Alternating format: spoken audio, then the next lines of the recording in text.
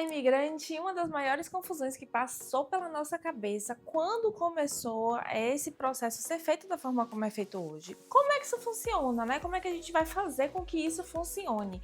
Agora não basta mais você emitir a DARF no seu próprio CPF.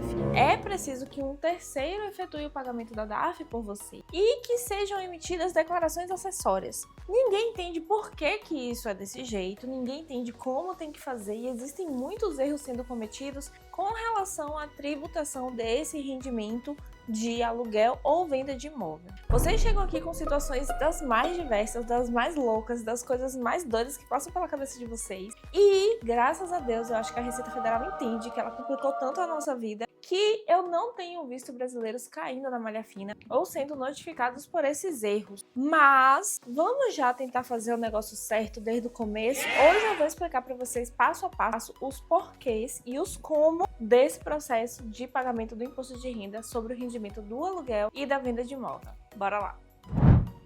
Olá, eu sou a Cinti, se você é brasileiro e está vivendo por aí, esse é o canal. Hoje você vai entender por que a Receita Federal criou esse processo de cobrança do imposto de renda sobre o rendimento do aluguel do não residente no Brasil. Então entendemos já que quem faz a saída fiscal não é residente fiscal, assim como uma pessoa que nunca viveu no Brasil. Então, por exemplo, você, brasileiro, nasceu no Brasil, viveu 30 anos no Brasil e foi morar na Austrália. Se você faz a saída fiscal para a Receita Federal, você é como se fosse um australiano.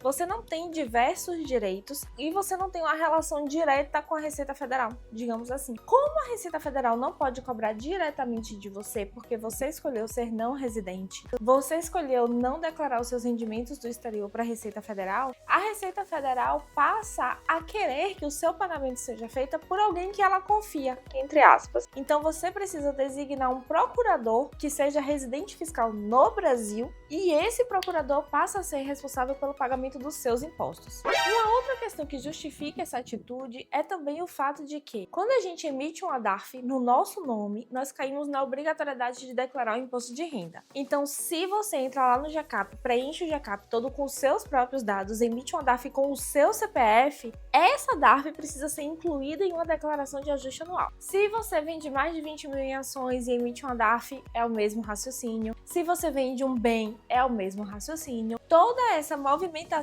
de bens exige a declaração de imposto de renda. Então, quando você vai lá no Carnê-Leão, que seria a forma de fazer a declaração de imposto sobre o rendimento do aluguel, e sai lá uma DARF para pagamento, aquela DARF obrigatoriamente precisa ser importada para dentro de uma declaração de imposto de renda. Só que o não residente não entrega a declaração de imposto de renda. Então, outra pessoa vai ter que emitir a DARF no seu lugar. Então, por esses dois motivos, você mesmo, com o seu CPF, não deve emitir uma DARF para pagamento do imposto sobre nenhum tipo de rendimento que você tenha no Brasil após fazer a saída fiscal. Em primeiro lugar, a Receita Federal não quer mais o seu CPF andando por aí, porque você não é residente fiscal. Inclusive, eu fui para o Brasil agora em julho e eu fiz uma compra em farmácia e fui colocar o meu CPF na hora de passar no caixa e o meu CPF não foi aceito, porque eu não sou residente fiscal. Ano passado, em 2025, 2024, eu conseguia fazer isso com tranquilidade. Eu ia no Brasil, fazia um exame,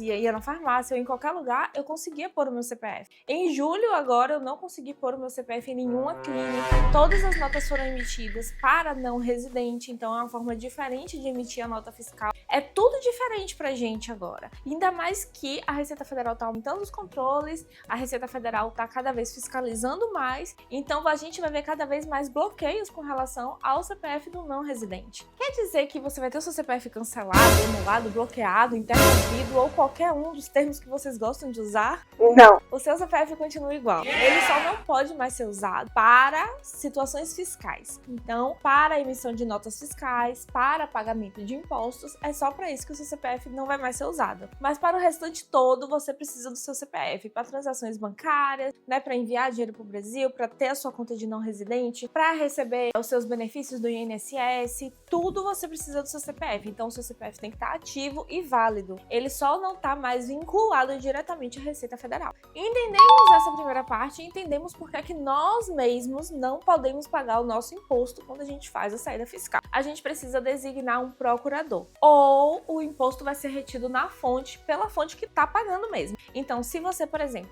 Cíntia, tem um lote lá no Brasil e eu aluguei esse lote para poder ser o galpão de uma empresa. Você precisa obrigatoriamente informar essa empresa que você já fez a sua saída fiscal e que eles devem reter os 15% do imposto sobre o rendimento daquele aluguel na fonte. Eles já vão pagar para você esse valor, esses 15% retido. E aí o que vai acontecer? Eu preciso obrigatoriamente receber esse valor por uma conta no Brasil?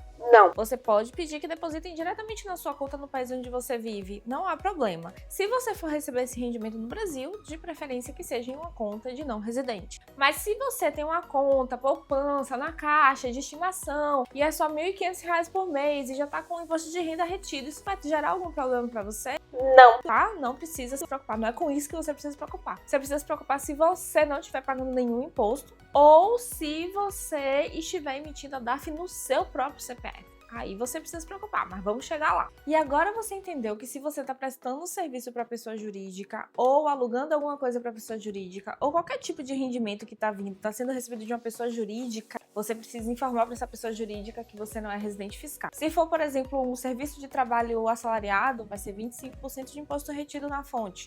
Então, a pessoa jurídica que está te pagando, ela tem a obrigação de, com a contabilidade dela, saber como é que vai reter, saber como é que vai declarar para você. Esse processo todo não é da sua conta. Você só tem que receber o seu dinheiro retido. Aí você diz, Tá, mas eu não tô alugando para uma pessoa jurídica, eu tô alugando para uma pessoa física. Então, como é que vai funcionar? quando você aluga para uma pessoa física, existem algumas opções. Se você está alugando através de uma imobiliária, a imobiliária deve reter os 15%, emitir a DARF e as obrigações acessórias. Que obrigações acessórias são essas? A FDRINF, a DCTF-Web e, no caso de uma imobiliária, a DIMOB. Nós temos tido alguns problemas com relação à DIMOB. Por quê? Porque todo CPF que entra na DIMOB, a Receita Federal estava considerando, pelo menos até o mês passado, né? Porque eles estão atualizando todos os dias os sistemas. Tá nesse nível de atualização de dados e de informações e de tentar cada vez mais estar mais próximo e fiscalizando mais. Todos os dias a gente abre o sistema da Receita Federal, os aplicativos, e todo dia eles estão atualizando. Então fiquem muito atentos. Vocês precisam mesmo se regularizar. Daqui a pouco não vai dar mais para correr atrás. Vocês já vão ser multados, notificados, e enfim. Mas o fato é, tivemos alguns problemas, e principalmente em 2025, né, com relação a essa declaração, essa temporada de declaração que acabou. Algumas pessoas fizeram o processo todo correto. Então as DARFs foram emitidas corretamente, foram feitos os processos das declarações acessórias, mas devido ao CPF dessas pessoas ter sido incluído em uma DIMOB, a Receita Federal considerou que essa pessoa era residente fiscal. E aí colocou a pessoa na malha. Nós tivemos que abrir processos administrativos para solicitar a verificação dessa situação e dessa forma excluir ali a obrigatoriedade de declarar o imposto de renda, né, para a pessoa não ter que declarar e pagar novamente. Isso é um absurdo. Mas foi um erro de sistema. A Receita Federal está se adaptando, a gente precisa ter um pouquinho de paciência com a Receita Federal, porque a gente não tem escolha, não é? Eles é que mandam, eles é que dizem o que a gente tem que fazer. A gente tem que ficar aqui arrancando os cabelos, arranjando forma de fazer as maluquices que eles mandam fazer. E por conta disso, tivemos alguns problemas com algumas pessoas que fizeram o processo, mesmo fazendo o processo todo correto, caíram na malha. Mas isso daí, de forma administrativa, abrindo um processo no ECAC, a gente consegue resolver. Esperamos que para este ano de 2026, né, na declaração 2027, isso não volte a acontecer, viu, Receita Federal? Vamos lá, se você saiu do Brasil e continuou você mesmo entregando as suas DARFs, eu recebi aqui as mensagens de uma seguidora. Ela mora no Canadá e ela já saiu do Brasil há 5 anos. E há 5 anos ela todos os meses emite a DARF no CPF dela e paga o imposto referente aos 15% do imposto de renda sobre o rendimento do aluguel dela lá no Brasil. Só isso que ela faz. Há 5 anos ela faz isso. O que é que pode acontecer? Não sabemos.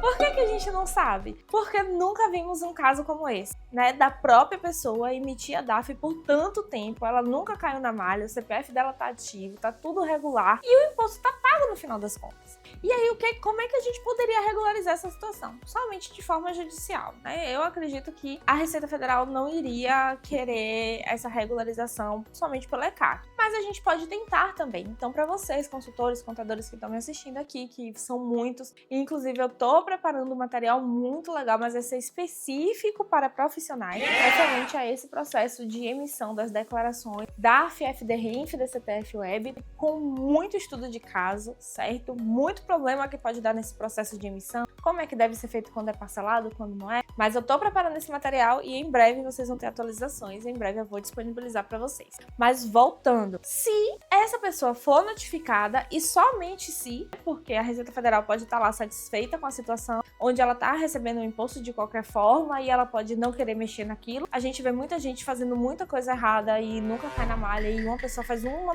besteirinha, dá um vacilo e cai. Então a gente nunca sabe quando é que você vai cair na malha. No caso dela, a gente vai esperar pra ver. Não tem muito o que fazer. O que é que dá pra fazer? Dá pra fazer certo a partir de agora. Mas o pra trás, a gente vai ter que pagar pra ver aí o que é que vai acontecer. Então não é correto você mesmo emitir no seu próprio CPF e não emitir nenhuma declaração acessória. Cíntia, o que são essas declarações acessórias? A FDRINF e a DCTF-OE. O que acontece? Digamos que eu sou sua procuradora. Aí eu vou emitir a DARF no meu CPF. A Receita Federal vai ver lá uma DARF emitida, por exemplo, no valor de R$ 1.500, no meu CPF, sendo que eu não tenho nenhuma casa alugada, não tenho nada, e aquela DARF está emitida no meu CPF e está com código de não residente. Então ela entende que o meu CPF, que é de residente, está pagando R$ 1.500 de imposto de renda sobre o rendimento do aluguel. Por quê? Porque o código é de não residente, então eu não posso estar pagando para mim e eu também tô lá com o meu CPF como residente. Então são duas confirmações de que não é para mim que eu tô pagando para alguém. Só que a Receita Federal não sabe para quem é que eu tô pagando. E aí ela coloca lá a FDRINF. A FDRINF é a forma de eu vincular essa DARF que tá no meu CPF ao seu CPF, para eu dizer à Receita Federal que essa DARF que eu paguei não é minha, é sua. Essa obrigação acessória serve para isso. Então o processo funciona assim. No dia 5 de abril, você recebeu o rendimento do aluguel na sua conta. Você é o não residente, o dinheiro é seu, eu não quero esse dinheiro comigo. Eu vou emitir a DARF no meu nome. E aí eu mando a DARF para você e você paga com sua conta de não residente, ou você transfere para mim somente o valor do pagamento da DARF. Isso é indiferente. O importante é que a DARF seja paga. A DARF foi paga no dia 5 de abril. Eu tenho até 20 de maio, tá? No mês seguinte, para emitir e pagar.